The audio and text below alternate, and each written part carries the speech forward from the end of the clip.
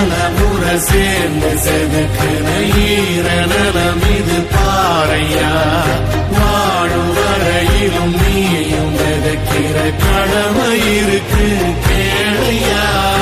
கோழி விளக்காயேந்தி கிடந்த வீடு இருண்டது ஏனையா. மாட விளக்காரியும் வரத்தா வீடு ஏங்கி இருக்குதையா. எத்தனை சாமி வந்ததையா, இது எந்தெந்த சாமி தந்ததையா.